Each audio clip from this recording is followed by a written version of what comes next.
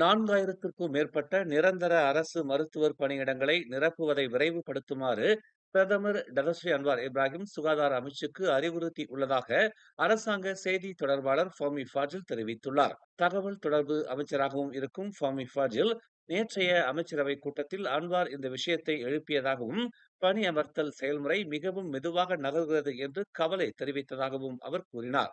ஆரம்பத்தில் பெரும்பாலான பதவிகள் நவம்பர் மாதத்திற்குள் நிரப்பப்படும் என்று சுகாதார அமைச்சு எதிர்பார்த்தது.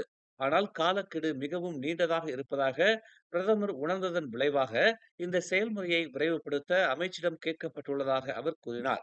இந்த காலி இடங்களை நிரப்ப வேண்டிய அவசியம் உள்ளது என்றும், இது ஒரு சிறிய எண்ணிக்கை அல்ல என்றும் ஃபாமி நேற்று புத்ராஜியாவில் உள்ள தகவல் தொடர்பு அமைச்சில் நடந்த செய்தியாளர்கள் கூட்டத்தில் இதனை தெரிவித்தார்.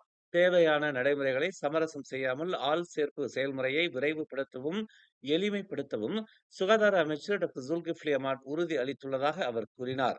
மேலும் செய்திகளை தெரிந்து கொள்ள தமிழ் மலர் நாளிதழை பாருங்கள். உடனுக்குடன் செய்திகளை தெரிந்து கொள்ள தமிழ் மலர் இணையதளம், தமிழ் மலர் செயலி மற்றும் மலர் டிவி யூடியூப் சேனலை வலம் வாருங்கள். எங்களோடு இணைந்திருக்க மலர் டிவியை பதிவு செய்து கொள்ளுங்கள். உறவுகள் மகிழ்ந்திட விருப்பம் மற்றும் பகிர்வு சேவையை சொடுக்கிடுங்கள்.